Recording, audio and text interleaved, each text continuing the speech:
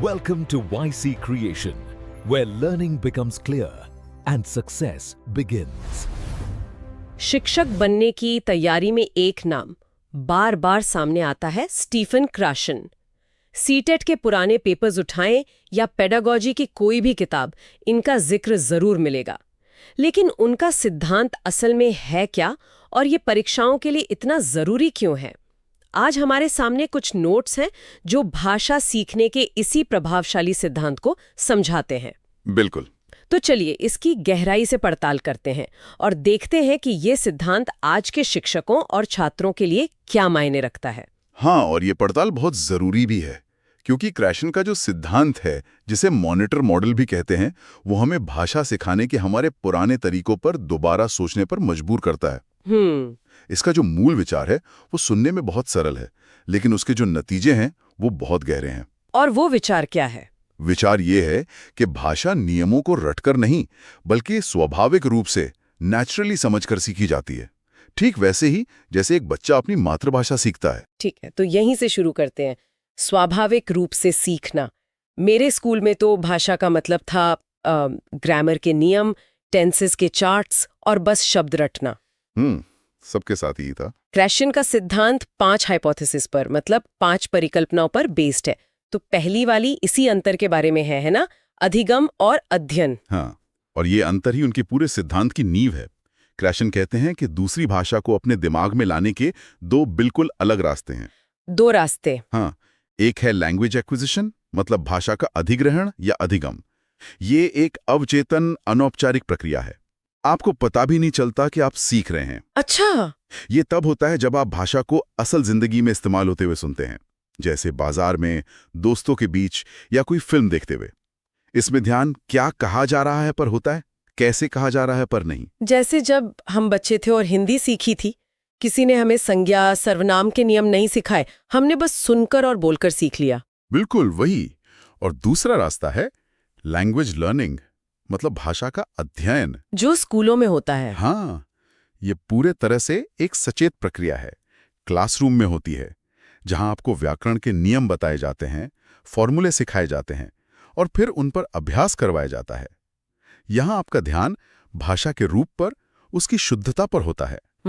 ये भाषा के बारे में सीखना है, भाषा को महसूस करना नहीं। तो इसका मतलब ये हुआ, और ये बात मुझे सबसे चौंकाने वाली लगी, कि आप ग्रामर में पीएचडी कर सकते हो और फिर भी शायद एक नई भाषा में टैक्सी वाले से ठीक से रास्ता भी ना पूछ पाए। आपने बिल्कुल सही पकड़ा। तो क्योंकि आपकी लर्निंग तो बहुत अच्छी है, पर एक्विजिशन वो शून्य है। बिल्कुल। और क्रैशन का सबसे बड़ा दावा यही है कि भाषा में जो सहजता आती है, जो फ्लुएंसी आती है, वो सिर्फ और सिर्फ एक्विजिशन से आती है, लर्निंग से नहीं। और सीटीईटी में भी तो ऐसे ही सवाल आते हैं। हाँ, सीटेट में इसी पे बेस्ड बहुत से प्रश्न आते हैं, जब पूछा जाता है कि एक शिक्षक को क्लास में किस चीज को प्राथमिकता देनी चाहिए, अर्थपूर्ण संवाद को या व्याकरण के नियमों के अभ्यास को, और जवाब हमेशा संवाद होता है। ठीक है, ये बात समझ में आई। तो अगर एक्विजिशन इतना स्वाभाविक है, तो क्या इसके होने का भी कोई तय तरीका है? मेरा मतलब, क्या हर कोई अपनी मर्जी से कुछ भी पहले सीख लेता है? यहीं पर शायद दूसरी परिकल्पना आती है, नेचुरल ऑर्डर हाइपोथेसिस। हाँ, प्राकृतिक क्रम। और ये उस समय की एक बहुत बड़ी और आप कह सकती हैं क्रांतिकारी बात थी। अच्छा। इस परिकल्पना के अनुसार हम व्याकरण की जो संरचनाएं हैं, उन्हें एक निश्चित और पूर्वानुमानित क्रम में ही सीखते हैं, एक तय क्रम में। हाँ, और ये क्रम हमारी पहली भाषा, उम्र या हमें पढ़ाने के तरीके पर निर्भर नहीं करता। दिमाग का अपना एक अंदरूनी सिलेबस है। ये तो शिक्षकों के लिए काफी निराशाजनक बात हो सकती है।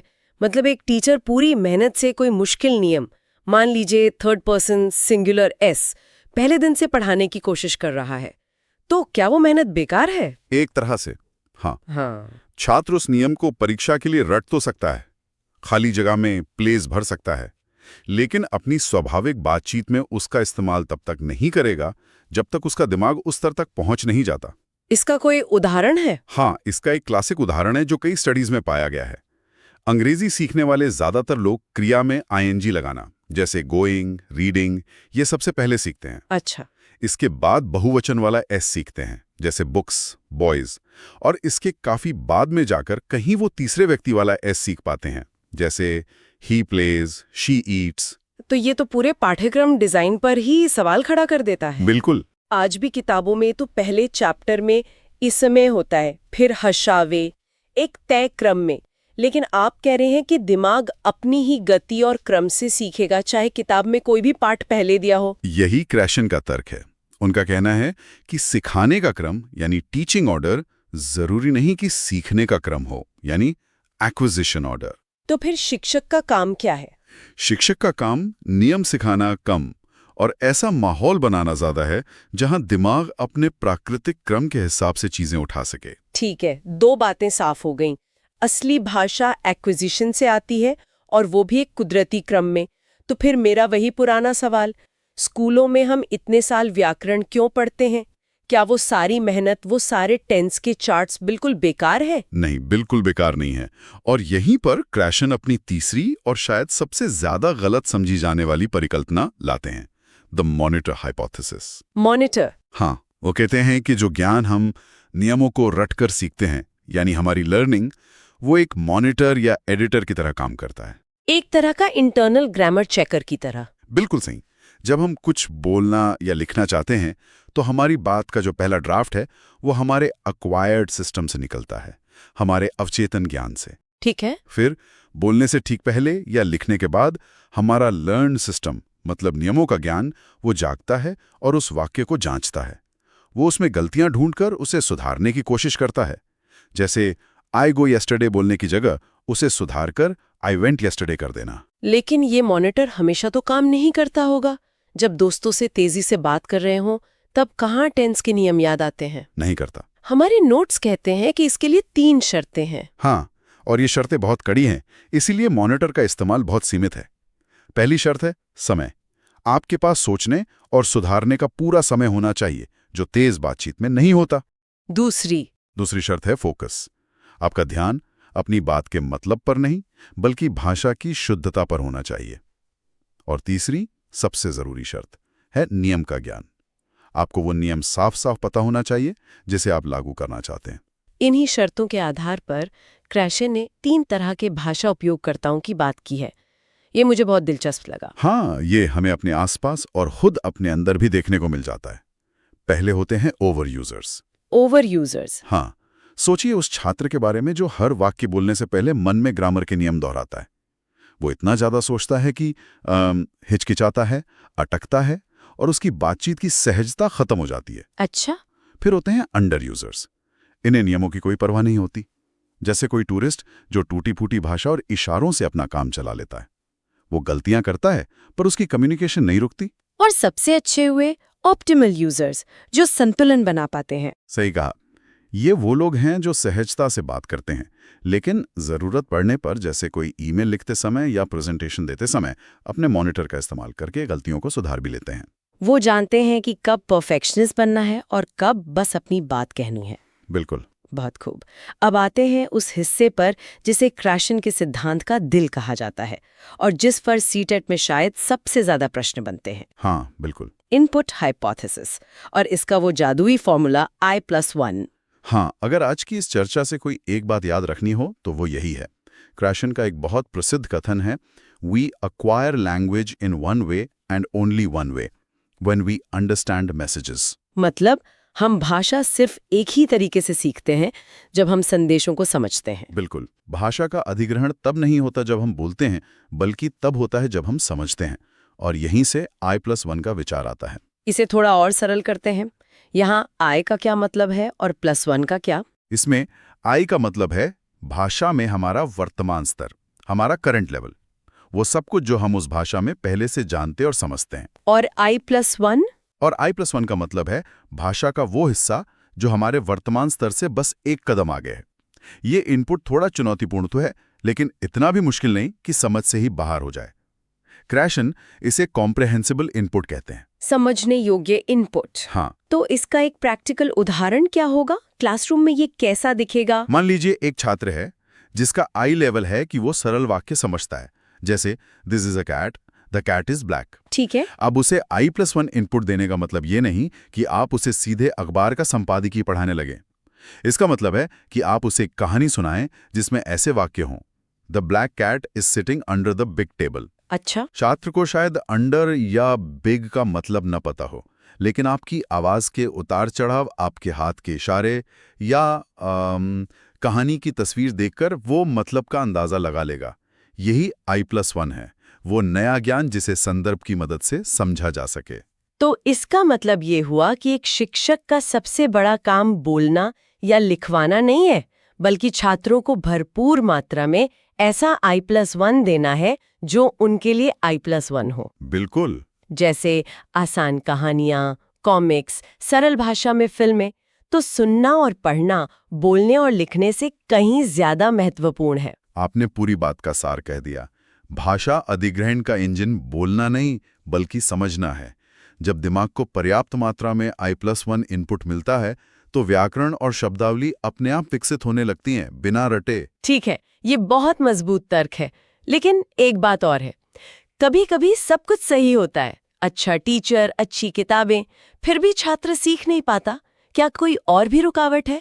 और यही शायद 5वीं और आखिरी परिकल्पना अफेक्टिव फिल्टर हाइपोथेसिस आती है। हाँ, और ये मानवीय पहलू इस सिद्धांत को पूरा करता है।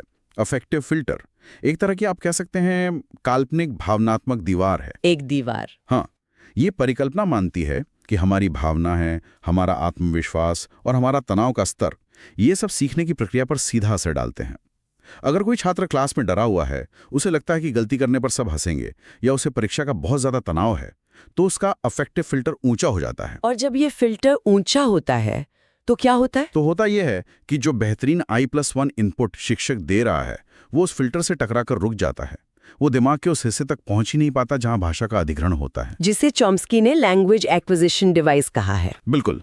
छात्र शारीरिक रूप से क्लास में है, सुन भी रहा है, लेकिन उसका दिमाग उस इनपुट को प्रोसेस नहीं कर रहा, सीखना रुक जाता है। लेकिन कुछ लोग कह सकते हैं कि थोड़ा तनाव या दबाव तो सीखने के लिए अच्छा होता है, जिसे यूस्ट्रेस कहते हैं। क्या क्रैशन का मॉडल इसकी कोई गुंजाइश छोड़ता है? ये एक बहुत अच्छा सवाल है। क्रैशन का सिद्धांत नकारात्मक भावनाओं की बात करता है, जैसे डर, शर्मिंदगी और चिंता, जो सीखने को पूरी तरह से रोक देती हैं। एक सकारात्मक चुनौती, जैसे किसी पहेली को सुलझाने का हल्का तनाव, वो एक अलग बात है। लेकिन भाषा सीखते समय जहां आप बहुत संवेदनशील होते हैं, वहां सुरक्षा का भाव सबसे जरूरी है। जब छात्र प्रेरित होता है, सहज होता है और उसे पता होता है कि उसकी गलतियां सीखने की प्रक्रिया का हिस्सा हैं, तो उसका फिल्टर नीचे रहता है। और जब फिल्टर नीचे होता है तो इनपुट आसानी से अंदर जाता है और जादू होने लगता है। तो अब इन सबको समेटते हैं। एक व्यक्ति जो CTET की तैयारी कर रहा है, उसके लिए इन 5 परिकल्पनाओं से मुख्य टेकअवेज क्या हैं? परीक्षा में सही उत्तर पहचानने के लिए उसे क्या याद रखना चाहिए? बहुत सीधा और स्पष्ट है।